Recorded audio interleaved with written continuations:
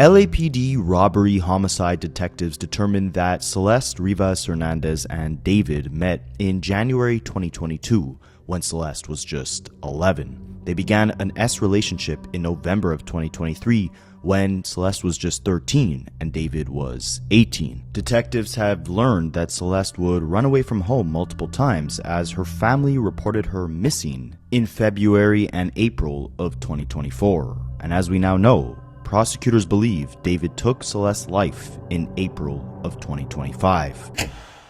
But what if I told you that the signs that this situation was headed in a very dangerous direction had been apparent for years before Celeste actually lost her life? All throughout David's life, clues may have been left this entire time. Starting with the fact that, like I mentioned, detectives now believe Celeste had met David when she was 11 in January of 2022. They allegedly met via Discord while playing video games like Fortnite, and there are people online who claim to have been in the same game rooms as David and Celeste, and their timelines are nearly identical to the ones that prosecutors displayed in court.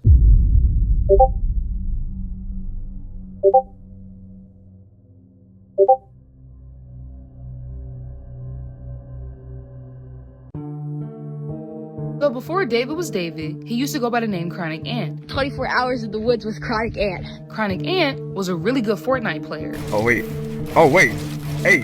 When Celeste was first identified, I had came across some comments that said that they knew David, they used to play the game with him, and he used to always have his girl around. Looking back on everything now, they 100% think that that was Celeste.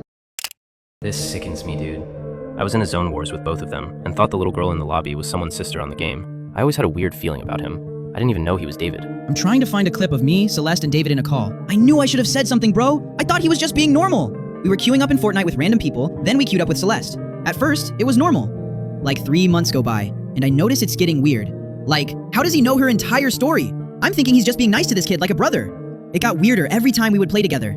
Eventually, he did his own thing. I was in a lobby while she was there, and that was only one time. I assumed it was someone's sister. Thinking of everything makes more sense now. Do you remember anything weird about the conversation? Do you remember her username? I don't remember her username, but there wasn't any weird vibes. We were playing Zone Wars, and she'd just make little comments like everyone while playing. But Ant would joke about SA all the time, and other weird things like severe dark humor, and everyone that's played with him can confirm. What year and month was this, if you can remember? January, February 2020, or can be 2021, because it was before I stopped playing, and I stopped playing around then. And you're sure it was her? 100%. Couldn't have been anyone else. Yo, I'm watching the live right now, but I just want to say this because me and my friend are trying to recall everything. We were all in a Fortnite team called Chronic, which is where I met him. He met her in like 2021 through Fortnite, I'm pretty sure. And then he made her get Discord. Everyone in the team knew about her, and he would joke about it and brush it off every time it got mentioned. That's all I personally know, but my friend Pistol knows more because they talked way more. She would literally say he her, but then follow it up with a joke. So I don't know if she was being for real or not. He was also just a weirdo, to be honest. He used to send in group chats. If everything that they alleged was true, David was 15 years old and Celeste was 10. Now, tracing back the steps to David's life, we can get a clear picture as to how he even got in the situation where he's interacting with children 5 years younger than him online. From an early age, there weren't many activities or hobbies in the real world that resonated with David. His parents definitely tried to get him into music at an early age, but nothing stuck. He would pursue a new form of music all throughout his early years as a kid, but would quickly quit each one. She put me into piano lessons when I was 7, and then I quit that after a week. She was like, okay, I'm not gonna pay for it if you don't like it. Quit that. She put me in a church choir when I was 8. Quit that. And then I was in middle school band when I was in 7th grade.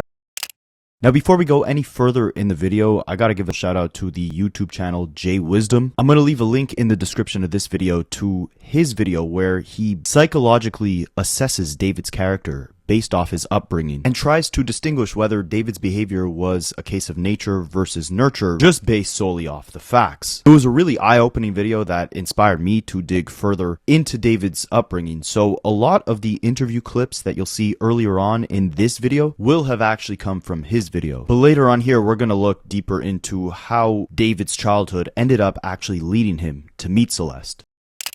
Aside from understanding that nothing really stuck with David on a musical level when he was a child, we also know that for a decent chunk of David's key developmental years, he was actually isolated in a homeschool program. Transitioning from public school to homeschool was tragic. The first 2 years was tragic. Tragic? I was asking to go back to school almost every day. My brother too. Was the decision to move from public schooling to homeschooling a difficult one?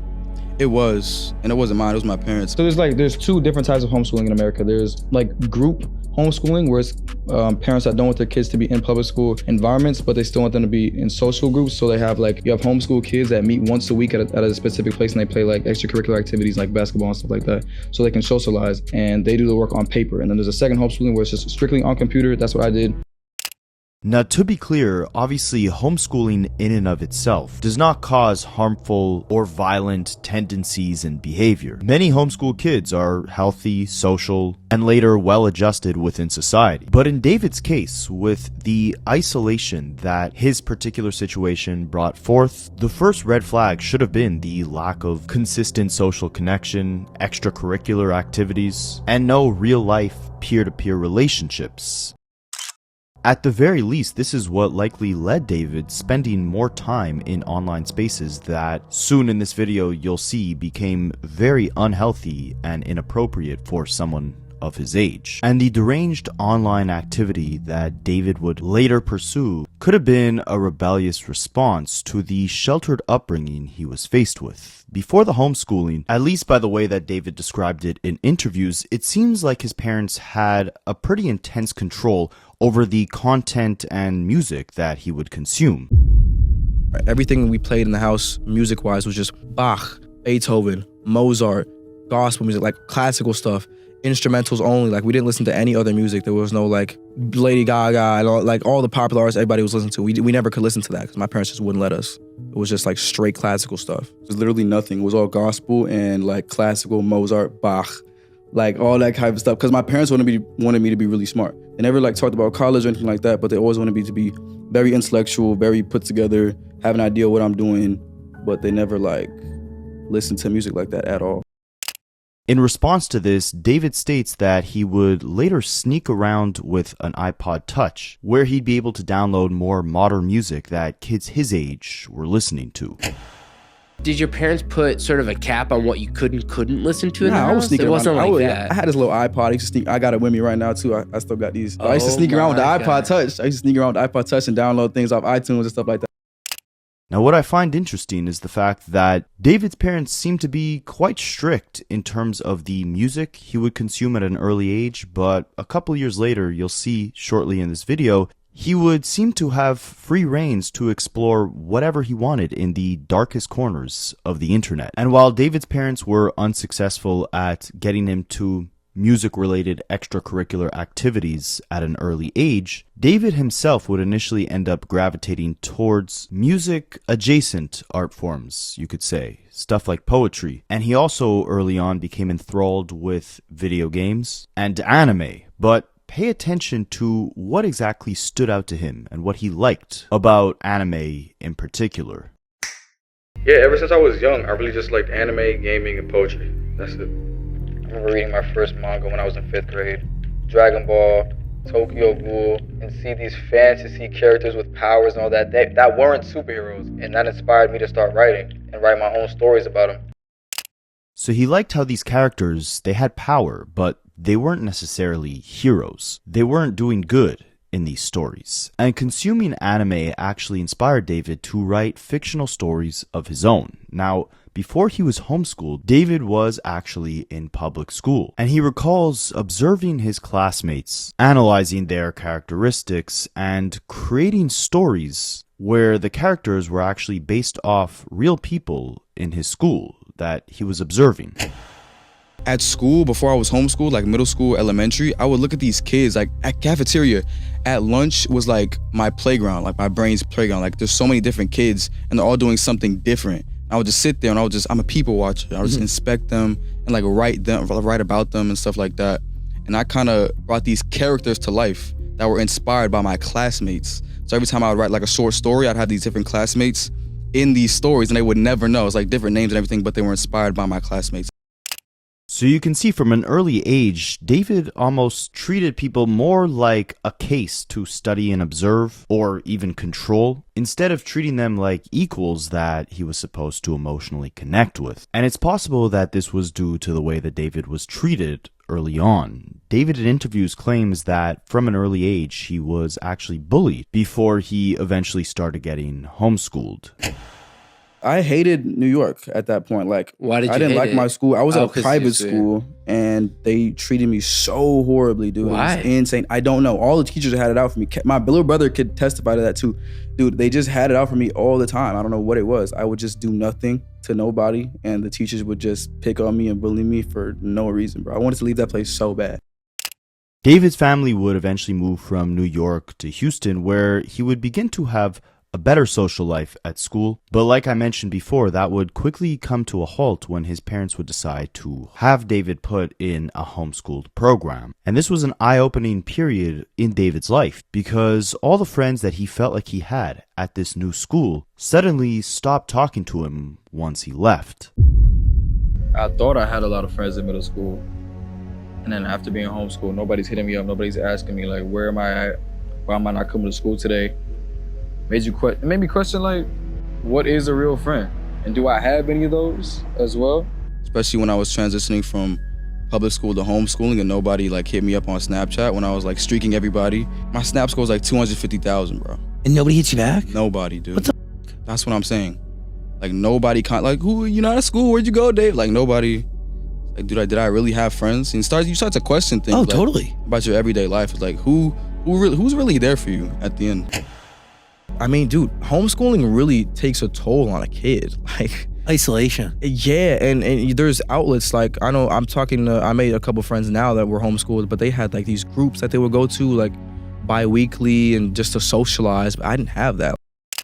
Now, as you saw there, David mentioned that he frequently used Snapchat. Throughout his teenage years, he's watching his previous school peers experience what it's like being a normal teenager. Falling in love, having relationships, going to school, hanging out with friends. Meanwhile, David's on the sidelines, feeling forgotten, feeling abandoned, and not having the opportunity to build new social connections and make new friends. And David would later make it very obvious that this was a major dark hole within his life.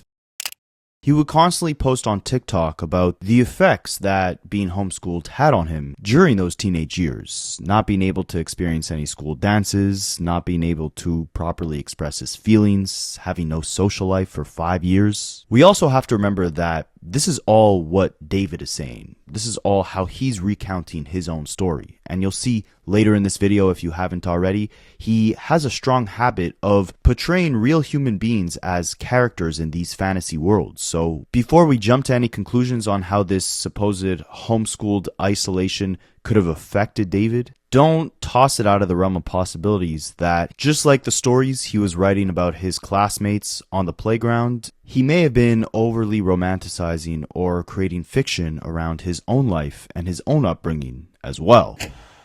But one thing that David said about being homeschooled that is definitely true is that homeschooling and being on social media 24/7 is not a good mix. Especially being homeschooled and not having a social life, right? So I'm on the game, I'm talking to all these random people, and they're talking to me about their life problems, using video games to escape the real world as much as I am, and then living my life vicariously through them and like writing songs about their lives. I would go on Discord and I would go on Fortnite and I would go on like squad fills and I just let people talk to me and just tell me about their lives. Because like most of these people that play video games the same way I do, they're going to it as an escape. So I was just being an open door and an open outlet for like my peers and my friends to kind of just like vent to me about different things in their like personal lives and stuff like that. And I'm like 15, 14 at this time, so I don't know how to like be a therapist, right? But it's like I'm taking this information and all these different people talking to me about different like problems and situations. I'm like, wow, this is really what humans are like. Like these are humans. So as you can see, David in these key years was not building connections with other human beings in the traditional manner. While most kids are experiencing real human connection in the physical form, David began getting closest to people who only existed to him behind a computer screen, adopting a parasocial relationship where he listened to their stories from an observational standpoint, building worlds in his own head out of their lived experiences rather than building his own world with lived experiences that were shared with other humans. His entire life took place behind a computer screen. The connections he built, the activities he became passionate about, all of his interests were online. I played Fortnite from 2017 to 2021. The game came out in 2017. I was one of the first people to ever play the game. My goal on Fortnite. How? I had like this small group of friends that would literally spend 8 hours a day looking for the newest games that were released on PlayStation. Okay. And I was playing Fortnite Season 1, like had all the passes, everything. Okay. So I played that game. I became a YouTuber. I was playing Call of Duty, Fortnite, all these different type of games. To try to become like the biggest next thing, streamer, Kai Cenat, everything. Did anyone care? No. Okay. 200 views my first video. What? That's a lot. A steady 60 after. While David's main online interest was video games, Fortnite in particular, this obviously being the medium where many people believe he met Celeste through when she was just 11 years old, his internet activity would take much darker turns as he got older. And if nothing yet in this video was alarming to you, this most definitely should be. This is a message from David in his own Discord group where he admits to watching gore to quote-unquote disconnect the part of his brain that feels empathy to the wrong things. For the sake of censorship on this platform, in very simple terms, you can kind of think of gore as graphic, violent content to the highest degree possible. And what David's basically saying here is that he watches these type of horrifying videos to numb himself emotionally because he feels like he feels overly sympathetic or has too much emotional concern for the quote-unquote wrong things. And he says it's gotten to a point where he laughs at this violent content. Got to a point where he doesn't even cringe when he sees it.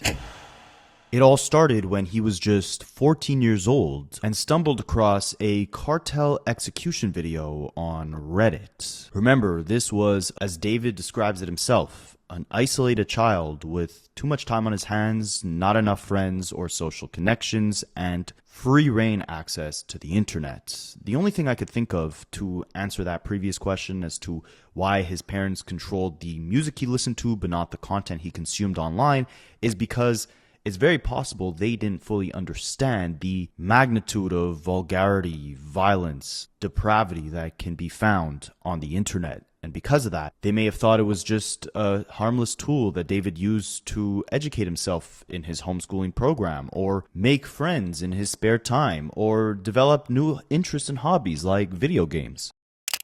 I don't assume that his parents would have ever thought that, as David put it in these Discord messages, he would become addicted to watching gore videos. And about 2 to 3 years after David discovered this cartel execution, which led him down a rabbit hole of graphic content, he would begin to form a friendship with a then 11-year-old Celeste. Even Celeste's old school teacher recounts this timeline pretty accurately, emphasizing that she met the singer in the same place David met most of his friends at the time: social media. That's her in my classroom in front of this poster right here. I got a picture on TMZ of this other kid exchanging stuff with the rapper who we alleged did this stuff. He's also in my classroom. Wait, how long ago was this? We all just found out yesterday who it was, but she's been missing since I taught her. So when I taught her, she met this dude on social media. He was a rapper in LA. He came and got her. She ran away from home. She was gone for like a month. The cops found her in Hollywood, brought her back to our school. She came back to our school, kind of told people this story. She disappeared again in May of that year, May of 2024. That's when her friends told me what happened, that it was this rapper, that they were like blackmailing him, all of this stuff. And then I found out yesterday that she's now dead in that rapper's car. You want to know how they met? Social media. Around the time that David met Celeste online, he also created an alter ego for himself, a new character by the name of Atami, which means pain in Japanese. Remember that during his brief time attending private school, David would create characters out of the different students in his class. And by the time he was homeschooled, he would listen to the life stories of people that he met online and live vicariously through them. Now he was seemingly segmenting different aspects of his personalities into characters of their own. And once he developed his career in music, he would actually use these different characters in the visuals of his music videos. I have this alter ego named Atami, which means pain in Japanese, and I'm heavily inspired by like anime and stuff like that. But that character that's in the music videos I make now was actually an idea that I had years before music even started, when I was writing my first comic book. And it was this detective that would solve his own crimes. So he was the good guy by day, and then at night he'd kind of transform into this alter ego and then commit crimes he'd solved the morning of. But Atami isn't this artistic, creative concept he's come up with. David described it in multiple interviews as a character he intended to develop into his own manga, one who was explicitly him, a detective who committed murders and then investigated them himself. Big part of that manga was an evil version of me, an agent of chaos and kind of my alter ego. And there was an evil version of myself that would kind of come out at random moments, kind of like Fight Club with Tyler Durden. And he would commit the crimes that I would have to solve as the detective. So like when I was as the detective, I'd be like solving murders that I'm committing myself. Understand that there's a difference between normal fantasy and what David's doing. We all might fantasize here and there, maybe about obtaining a certain level of wealth or driving a certain car. Escapist fantasy uses fictional scenarios to temporarily relieve stress and provide alternative experience. The psychological concept of fantasy elaboration, however, involves constructing increasingly detailed, immersive internal worlds in which the individual places themselves, not a character, but themselves, and which begin to function as a parallel framework for understanding identity and relationships. David explicitly inserted himself into this narrative. He is not the author of Atami. He's Atami's counterpart. They share an existence. He later described Atami as the one that is weaving his way into my relationships and ruining them and inducing trauma and things like that. This language suggests that the alter ego had become a psychological container for the parts of himself he wished to disown but had not eliminated. Now, the irony in all this is that as harmful as David may have self-admittedly thought that being isolated in homeschool and spending all this time on social media could have been, it was actually the reason for his career in music taking off in the first place. He started making money online by just uploading his Fortnite montages onto YouTube, but he would overlay his gameplay with music that was owned by major record labels, so they would hit him with copyright strikes, and being unable to actually profit off of these videos, his mom would suggest that maybe he should start making music of his own and add that on top of his gameplay videos. So that's exactly what he would do. How old are you? 18, just turned 18 in March. What does it feel like to be 18? Feels like the last 5 years of my life. I haven't aged in like 5 years. What do you do for a living? What I do for a living? I exist. And I make a little bit of music on the side. And how did that start? I wanted to be a professional Fortnite player at first, and then I got copyright strikes. I lost all my money. I told my mom about it, and she was like, make your own music. Next day, happened to my sister's closet with my iPhone and some earbuds, made my first song called Runaway. After that, my Fortnite peers started posting in their montages, getting some notoriety in the Fortnite community, and it took off. Did you make music before? Nah, not ever. You gotta be selfish. As much as selflessness is required to be a good person, you really gotta be selfish. You can't care about anybody else. And then once you start caring about you, then you can care about other people. So I say stay selfless. He would incorporate his Atami character into his music, into his visuals, and would eventually catch his big break with his 2022 viral hit, Romantic Homicide. The music video would be based off his Atami character, and it would ironically released on September 7th, Celeste's birthday. Don't forget that 2022, the year that David caught his big break, is the same year prosecutors believe he actually met Celeste. Now, imagine what this sudden stardom does to a child who claims he was isolated and chronically online for most of his teenage years. He now has the world by his fingertips, the ability to travel, make money via his music, make connections just off the strength of his artistry, very few people to answer to or say no to. This 17-year-old who had spent most of his teenage years alone, online, addicted to gore, creating violent characters of himself, now had access to all this money, power, control, and no one to answer to.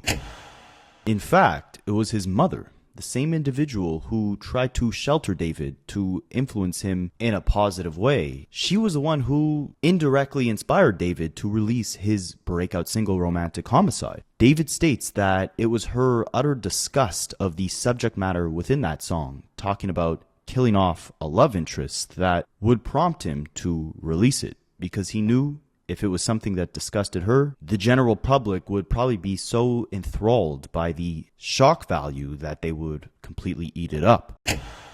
Like when I used to get up and get dressed for school in the morning, I put on this cool fit. She would like, take that off, put on a suit or something like that, you know? I knew it was cool if she hated it.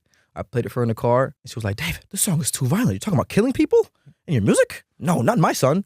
And I was like, wait, I might be onto something, bro. So I dropped it right after that. And it went crazy. TikTok, viral, 1 million views overnight. I was like, oh yeah, we cooking, boy. We cooking, boy. So right at that moment, I was like, my mom has done it again. Because if she said, oh, because I was already skeptical about the song when I made it. Like, I was like, okay, maybe it's just too dark, I don't know what I'm doing. I held on to it for a minute until I decided to play it for my mom, and she hated it, and that was my cue. That was you go do it. So after that, it was just like, it was history, man. Now let's fast forward a couple years. Prosecutors believe David started abusing Celeste in September of 2023, about a year and a half after they actually met online. By February of 2024, her parents would report her as a missing person, and because she had allegedly been texting David, LAPD would show up at his house around this time period asking if David knew about her whereabouts. They would even find a yearbook picture of Celeste on David's phone, and this is what I find most disturbing, because if you look for Celeste's yearbook photos online, you get pictures like this. Just by these pictures alone, you should know that as a 16, 17, maybe now even 18-year-old individual, you should have no business being friends with, or even worse, abusing a person who looks this young and who was this young. So knowing David may have had these pictures on his phone, even if he did not know her age at the time, which is what he allegedly told the LAPD when they did a wellness check at his house, seeing that she looked this young in physical appearance should have been more than enough to keep an 18-year-old far, far away from her. And it gets even worse when we dig into what David was reposting onto TikTok during this time period. This is a scene from the movie American Psycho, where this character, who was a serial killer, lures a woman into his home and takes her life. The caption of this TikTok is, "Me after hearing about her past with other boys. I'm jealous and utterly disgusted by her actions." He also posted this about a month before the LAPD would come to his house to do a wellness check because Celeste was a missing person. And it said, "Was I too controlling, or did I just want to be respected? Was I too controlling, or did I just ask for reassurance? Did I just care about you? Was I just concerned for your safety? Is it because I loved too hard, or were you just out late drunk, or I didn't want to see you hurt, or did I not want to get cheated on you again? Just because I care about you doesn't make me controlling." Now, it's just interesting to look at stuff like this when we know David's past, when we know that for a long time he was observing other people's relationships without having any of his own, without understanding how human connection fully works. But now, again, he's shot into superstardom seemingly overnight. It makes it a lot easier for him to have the ability to be this controlling and for no one to stop him. These reposts would only get more disturbing, like this one. Me watching her scream after I poured boiling water on her after she told a boy happy birthday because why you happy that he made it another year? Or this one, me after running over every guy who's ever looked at her. Sitting there realizing I'm a really bad person sometimes, even though I genuinely love with all my heart, there's a really bad part of me that ruins everything. How life feels when you aren't dating a lying HOE. My biggest fear in a relationship is them having to see me in an episode where I can't help them right away, when I'm too depressed to get out of bed, when I start getting mad at everything, when I'm just not acting like the version of me that they know. So from a lot of these reposts, you can already see David had some insecurities about who he was, a part of himself that he was hiding from his loved ones, a darker side, very intense issues of jealousy. And worst of all, violent thoughts if he couldn't control the women he loved. And as you dig deeper into the content he was reposting on TikTok, it becomes more apparent that David most definitely had control issues, or at least tried to portray himself as having control issues. This is a list he reposted of things he considers to be cheating in a relationship. If his romantic interests would complain to him about another person, if they would seek relationships with someone they find attractive, being touchy with someone else. I'm not going to go through the whole list, and if you were just looking at this at face value, you might think, all right, maybe this individual is a little bit overly protective, but a lot of these things are generally standard for what you'd expect from your partner in a relationship. But when you combine this with all the more violent content he would repost about what could potentially happen if he catches his significant other cheating, or if she uncovers the darker side of him, at that point it paints a much more sinister story. And when you look at the repost that came allegedly from Celeste's TikTok account, it also presents some content that may raise some eyebrows now that we know the dark fate that her interactions with David left her with. Now, I want to emphasize this is alleged. It comes from a Redditor who claims to have compiled all of Celeste's old TikTok reposts. And as you can see, you have stuff like this, where it says, POV, my mom after watching crime documentaries or the news. Anybody else's parent? Hashtag worried parent. So in 2024 here, she's reposting stuff about parents who were overly worried. Now, similar to the repost we saw from David, Celeste would also post TikToks about the violent measures that jealous partners would go through in relationships. This one to me is the saddest of all, where it says, try not to cry going home after being with the love of my life. This TikTok was originally posted in January of 2024, and we know that over the next couple months after this TikTok was posted, Celeste would run away from her home several times to live with and travel with this man 5-6 years older than her, who convinced this child that they were in a relationship together. This one was also incredibly sad. She reposted, when my card declines at therapy, so they bring out old pictures of when our family was actually a family. Now this one is interesting because around the same time, David would actually post a TikTok on his own account that said, when my card declines in therapy, and they bring in that one Hello Kitty girl I met back in 2021.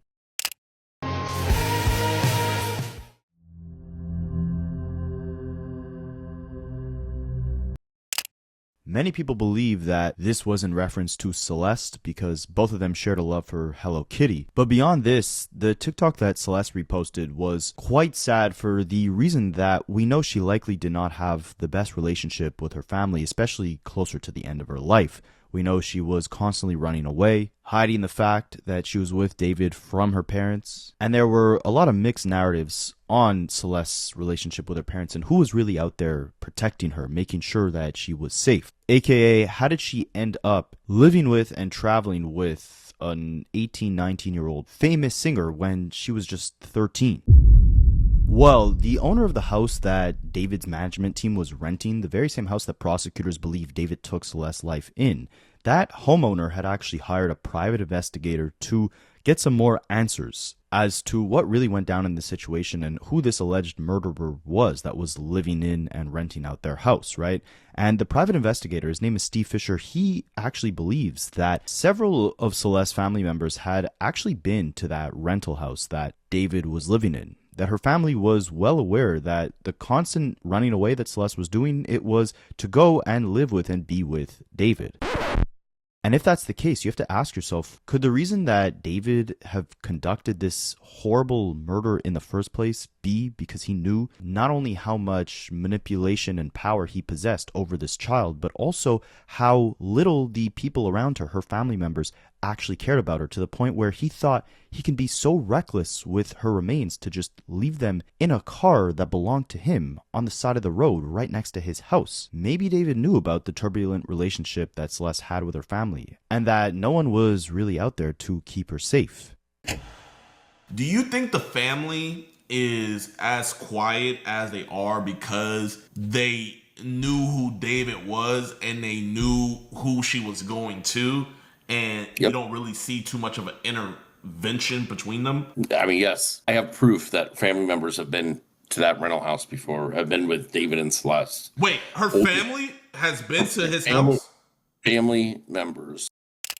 Listen, one of the first things I put down in this case was we know that David and Celeste were at Six Flags on a certain date, and we found a Build-A-Bear certificate from the Build-A-Bear place in Six Flags in her cousin's name at the house. You know, so it's like, wait a minute, so she wasn't really missing. You want to know, in my opinion, what the missing persons report was about? It was to cover their ass so CPS didn't come in and say, hey, she's not going to school. What's up?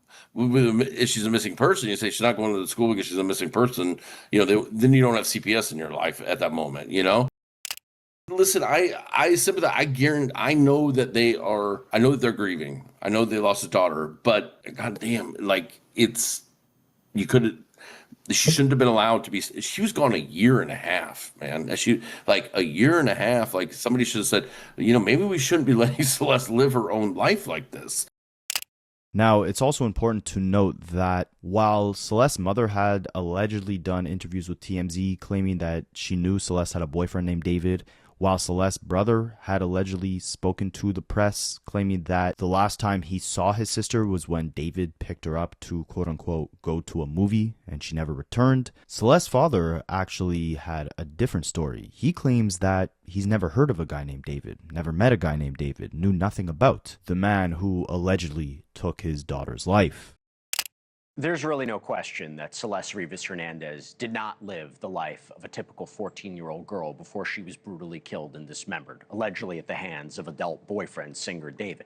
Celeste had been reported missing by her parents in February of 2024 and again in April. After the February report, Riverside County Sheriff deputies apparently found David's number in Celeste's phone records, and she returned home 2 days later. Now, Celeste's parents reportedly took her phone away after that February report, but apparently that didn't stop David from allegedly reaching out to this young girl, because prosecutors claim that David was able to get back in contact with her after allegedly paying one of her young classmates $1,000 to give her a cell phone that he purchased for her.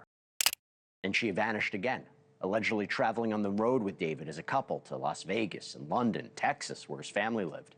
And Celeste's family has kept a very low profile ever since her decomposing body turned up in allegedly in David's Tesla back in September, understandably so. But after David was arrested, they made an appearance at this first court date, but decided not to speak to the public.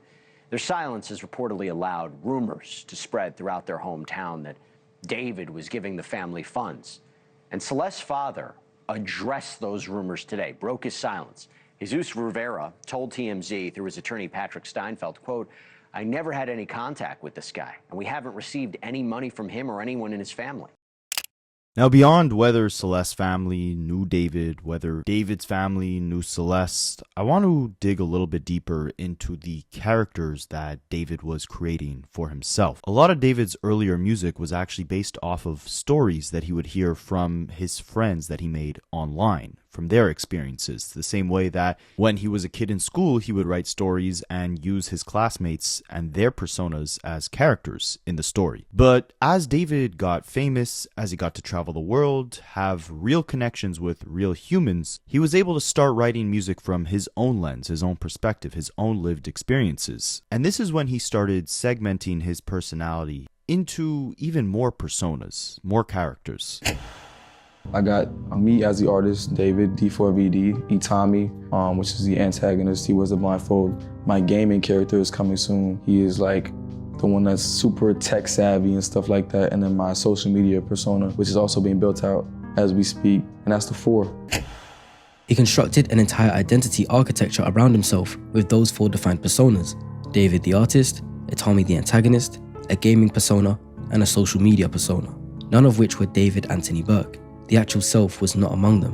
What researchers describe as identity diffusion, where the boundary between constructed persona and authentic self becomes genuinely unclear, appears to be happening here. The masks were not overlaid on a stable self, they may have become the primary mode of self-experience. So David from early on learned how to switch between characters. In private, he could be this antisocial kid with dark fantasies. In interviews, he could sound smart and sophisticated. And on TikTok, he could do his best to be relatable and goofy to his audience. That ability to switch became something that we now potentially know might have helped him deal with the consequences of his future actions. And this is what makes David's moves after prosecutors believe he took Celeste's life even more chilling. In a previous video, I went through the timeline with you guys, starting from the moment that prosecutors believe David took Celeste's life, all the way up to about a week and a half later where they believe that he actually mutilated her remains. And then we took a look at what came after those remains were placed in David's trunk. And you can see that from the moment on April 23rd, 2025, that prosecutors believe he took Celeste's life, David goes on an entire press tour for an album that he dropped just 2 days after the date that they believe Celeste was murdered. He was doing interviews, he was active on social media, he was doing concert performances, and aside from one slip up where he broke down in tears during a live performance of a certain song, David seemed happier and more active than ever. He would then go on to embark on a whole world tour throughout the summer, while Celeste's remains were in his car. There was even a time where David was live streaming with friends and they noticed a pungent smell in his house. Many people now believe that this was the smell of a decaying body in David's Tesla. But in the clip, you see David so nonchalantly play it off as if he had just went to the bathroom and that's what the smell was from. Oh wait, you're looking at my pills for me. Can you put this in the bag too? Unless you don't mind. I have a lot of pills. Can you put... you, bro. I'm looking at your packaging, bro. Go f*** yourself. I don't even get paid, guys. I'm not even getting paid for this bullshit, bro. This, bro. F*** all y'all, dead ass. Oh. Now, do we make up? Yeah. ABC. Oh yeah, I apologize in advance for the way my bathroom smelled. I took a like 2 hours ago. I don't care, I just took it. Another one? Type shit. That's what I'm talking about. That's what I'm talking about. Yo, I had to go. The fact that David was able to hide this secret so easily, was able to go on and work hours and hours every single day, traveling nonstop with something like this weighing on his conscience, and he's playing it off like everything's fine. I definitely think it speaks volumes to how he segmented the different aspects of his identity and was able to flip them on and off like a light switch at any given time. The signs were here all along. The dark side of David, that was displayed through his persona, Atami, in the music videos, in the reposts on TikTok, in the life stories that he would tell in his interviews, in the bloody t-shirts that he was selling on his website, in the tour props that he brought out at his live shows like the casket. This may have not just been an alter ego. These may have been the signs that there was a spirit inside David that would drive him to commit such a disgusting act. But simultaneously, he can mask it so well because, like he said in that interview clip I just played, he compartmentalized his personality to where he can turn on the persona of David the quote-unquote artist at the flick of a switch. David also never had relationships of his own when he grew up as a teenager. This might explain the control issues, the jealousy issues that he had. And as far as why he thought he could get away with such a disgusting crime if he was the one who truly murdered Celeste, well, look at how all the people around that young child neglected her, failed her, didn't give her the proper attention she deserved to keep her safe. She ran away multiple times from her home. She's seen spotted on live streams with David, at concerts with David, allegedly touring around the world with David. If David was able to get this child to the point where she can leave her home multiple times, travel hours and hours to his house, and then bring her across the world traveling as he's working on his music, and that didn't raise any eyebrows within Celeste's inner circle amongst her family members, then David probably thought there was no one out there fighting for this young girl hard enough to the point where they would even find her in the trunk of his Tesla. If she can run away all these times from her family's home and into his arms, he probably thought there's no way they would know where to look if she just never came back home.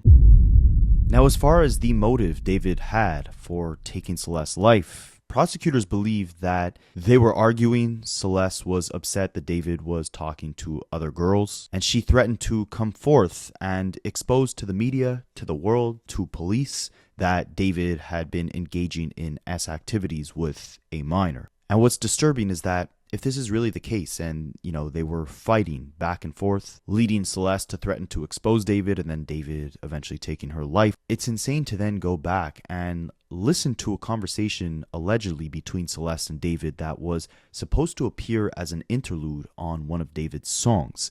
In it, you can see Celeste allegedly pleading with David, asking why he doesn't hold her hand anymore, trying to apologize to him for what she did wrong and make amends in this relationship that David completely manipulated this child into being in. I sound so stupid right now, but I've been so selfish and I can't stop thinking about you and what I did and how it's affecting everything. I just wanted to say I'm sorry. I really am sorry. I tried. You're special, David. I got a question. What's the question? Why don't you hold my hands anymore? Oh, here we go again, bro. Nah, I'm so serious. Bro, I'm so serious. All right, continue. I haven't held your hand. Shoot. Sorry. You're not funny. I swear you're not funny. My fault. I'm done. Alright, let me think. But so the timing. It could have been yesterday. It could have been yesterday. Wow, yeah. I'm glad you remember that. I'm glad. Period. Ew, I hate when you say period, man. All right. I got a question for you now. Okay. Why do you think we met? Have you ever heard of the invisible strength theory? Oh yeah. Exactly that. So basically, we met because we were supposed to meet. Okay. And we're connected because we're supposed to be connected. Mm-hmm. It's kind of like that, I loved you before I existed and I'll love you even when I die. Word. Yes. Word. Okay. But yeah, it's weird, it's strange, it's unpredictable. Yeah. So don't leave me. No, you got it. Okay. You got it. All right. I love you. You're the one calling my phone. You've been there, you've been there. Calling me.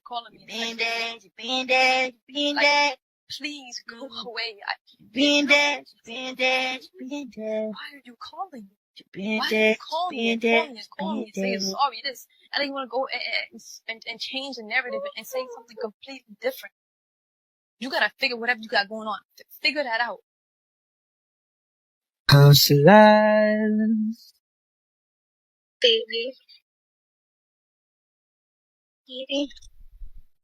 And then Now, in that clip, you can hear vocals of someone singing, "You've been dead, you've been dead." All of it's deeply disturbing, and you can hear the manipulation in the conversation. This is a child apologizing to a grown adult for being selfish. I want to say allegedly, because we don't know 100% that this audio does come from Celeste and David. But speaking of manipulation, one of the most disturbing things I've seen surrounding this case was actually an interview with a criminal defense lawyer whose job, of course, is to defend criminals, right? Make sure that even if you did a crime, you don't end up getting prison time.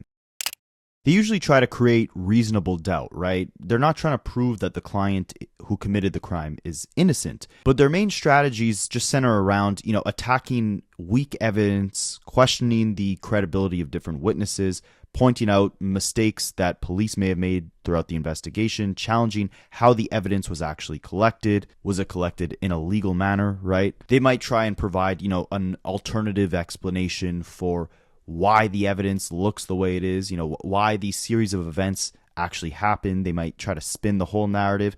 They might try to show there was no clear motive or timeline behind, the crime taking place. And most importantly, they're going to remind the jury that thinking the defendant is quote unquote probably guilty is not enough. You need to be 100% certain or else they walk away. So you got this criminal defense lawyer who's really ultimately probably just trying to promote his services. Maybe he's even hoping that, David's legal team sees this video and like tries to recruit him on the defense team. But just the timing of this entire thing, the fact that, a child lost their life and you're here smiling, trying to spin the whole narrative to make David seem like the victim, even if it is for the sake of just, a hypothetical, or to show the world how his defense team can actually potentially win the case. Something about it is just really gross. I'm going to show you guys what I mean, but let me know as you watch it if you think that, based off everything we've just reviewed in this video, and looking at how he would kind of spin the narrative on all the evidence the prosecutors have already presented, does it look like with his defense strategy that David can actually walk away scot-free? What is an advantage and disadvantage that is in this case that you see, besides you? The advantage is that it looks like this was done in California, which is a crime, or not California, but LA, right? It's a high crime area. And there's other reasons that caused the death of this girl, other than him. That's why I see an advantage of. And she's motivated, to go after him. The other thing, the disadvantages that I see in this case is that he never called me. If he would have called me or his family would have reached out to me, I'll take that case. David, if you're listening, I'll take your case for free. Huh? Bro! If you reach out to my office, Giacomo Law Firm, I will take your case for free. Don't forget that, and it's recorded. Okay, what is what is the disadvantage besides you? What is the disadvantage besides you? That's it. Because anytime any charges come, there's no factual disadvantage. Dude, look at me. My client looked at the camera in my last trial, okay? He looked at the camera and shot him 3 times. 3 times, all right? And I was able to get his ass probation. He'll be done in 5 years. It's the most unbeatable cases that I look at. And so when I see David shit, it looks like a really good challenge. And it's gonna make me feel really good if I can get him a good outcome. I mean, before we go deeper into this guy's real kind of explanation for how he would defend David, I just want you guys to see, like, he's wearing, a shirt that promotes his own law firm. He's stating that the reason why David's case could look good is because he has the possibility of hiring this guy. He's obviously trying to promote his brand, right? He's smiling at the camera like, we're dealing with a situation where a 14-year-old child lost their life. And I know this guy's not attached to this case, but for him to approach it like this already is just kind of insane, right? So his main argument is that, this took place in California. It could have been anyone that, took Celeste's life. David didn't have a motive for doing so. And instead, he was a victim of his own success. People just wanted things from him, right? Including Celeste. That's what this guy is saying. This guy is saying that it's possible that, there's evidence of David and Celeste having arguments via text messages, whatever the case is. All this can just be attributed to the fact that David was really successful and she just wanted something from him and he didn't want much to do with her. Gideon goes on to question the guy and saying, like, how do you then explain all the explicit imagery that was found related to David, right? Like, they were saying that there's CSAM or CP, if you guys just look that up if you don't know what that means. They were saying, the prosecutors were saying that that was on David's phone, right? Like, how do you defend something like that? Well, listen to what the guy has to say. You're going to try to paint it as him being a victim. Let's go with that. How are you going to convince a jury that a man who is sending explicit photos of himself and receiving explicit photos, because Celeste isn't the only minor. He was also talking to other minors who have started to come forward. So How are you going to spin this as him being the victim of all these minors coming to him and him not wanting any part of this? I'm not going to spin anything. What I'm going to do is show the truth, okay? And that truth is that no matter what age anybody is susceptible, or anybody can be an aggressor, right? You can be 9 years old. And if you find out there's a lick out there that you can take advantage of and you can get free stuff out of him and you can threaten him, then you do it. And it's a normal thing that humans do. Whenever they see an opportunity, they can see it. And there is an opportunity when it comes to David. Shit, I don't even know David personally. And I can see David, as a walking lick right now. He has YouTube videos, he has music. He obviously has money. Anybody in that position would say, you know what? Let's do something to this guy. Let's make some shit up so we can get what we want. You might be asking then, what about the Uber that David called for Celeste? What about the medical examiner finding pieces of a blue inflatable pool in her remains during the autopsy, and a blue inflatable pool had been ordered to David's house around this same time. Well, this is this guy's answer for all that. What about him ordering the Uber to his house, her being there, all of that? What's the play there? Is that illegal to order an Uber for somebody? I don't see that. It's illegal to like order an Uber for a child? I don't see that in the criminal code anywhere. I don't see that. I've never seen that was illegal for anybody to do that. Like, so I don't see how that can be criminal in itself. I order Ubers for my cousins to go get picked up, to be dropped off. You know what I'm saying? Like, you know what I'm saying? I have family members. Like, just because he did that does not necessarily mean. Okay, so she threatened him. He orders the Uber, and now after that Uber, she's never seen again, and she's found in his Tesla. So what is the play? So what happened? Hey, what state was this in? California. In LA? Yeah. You know, LA is a dangerous place. It is dangerous. It is. Look, ladies and gentlemen, Los Angeles is a dangerous place. There's gangs everywhere. There's people to extort you everywhere. Her body or whatever has happened to her could have been done by somebody else other than David himself. It's just that because of the relationship, the friendship that they have, everybody's honing in on it. It's unfortunate for David. Anything could have happened to her. There are random people who get, pulled up on any day in LA. Even if you're a girl. So what about the blue? So the prosecutors are saying that there wasn't going to be a mess. David put her body in a blue inflatable pool to keep all the blood in there. And the fragments from the blue inflatable pool that David bought matched the fragments found on her body. That could be anybody. Because think about it. Not only is David a potential victim for any of the young girls, but he could be a potential victim for anybody ancillary to that, right? So say, for example, he disrespected an up-and-coming rapper. They're going to want to put this murder on him, right? So let the prosecutors attack him instead of them attacking him personally. Because if you think about it, that is actually a good strategy. If I want to get after David because he disrespected me, because he didn't buy me my soda, or he didn't get me a cheeseburger that I asked for, or he just looked at me wrong, or he said my song sucks because I sang for him, I'm going to say, all right, I'm going to get this dude. I'm gonna put his DNA, I'm gonna set some shit up, I'm gonna get that dead body, and I'll plan on him. So then therefore, they can put all the state's power, all the prosecutor's power into trying to put him away. It's like you're getting somebody else to do your dirty work for you. And that's a good possibility that could have happened to David. So that's what I think that could be a possibility for David as well. you know what I mean? Like, no, I don't know what you mean. No, like So he orders the Uber, and then she Allegedly. It's from his account. Allegedly, it's from his account. I can get your account. Give me your phone. I can do something to it. You know what I mean? Just because it's on your phone doesn't mean you're the one who did it. Okay. The Uber is sent. It picks her up. It takes her over there. And then also, so how did they get access to his car? How is her body found in his car? And then they also have video evidence of him being the last person to leave the car before it was impounded. So he didn't smell her in there? He can give somebody else access to the car. Just because it's your car doesn't mean like you're the only one who has sole.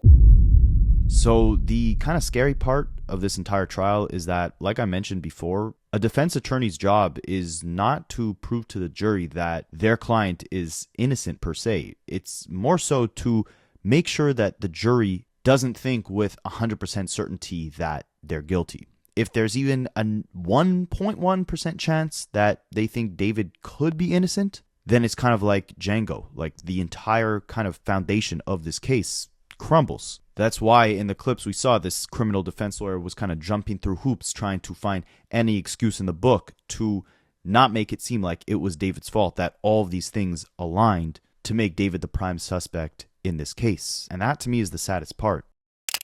This child was failed by everyone around her, and for there to be a possibility that she now does not get the justice she deserves just because the person who is believed to have taken her life has enough money and resources to hire lawyers who can do all these mental gymnastics to convince a jury that maybe he's not guilty. It's a sad reality to think of. At the same time, because David's personality was so segmented, right? He had all these different layers of his identity, all these different characters that represented different aspects of himself. That's another added layer that will make it harder for a jury to know for certain that he is 100% guilty. He's an incredibly hard person to read.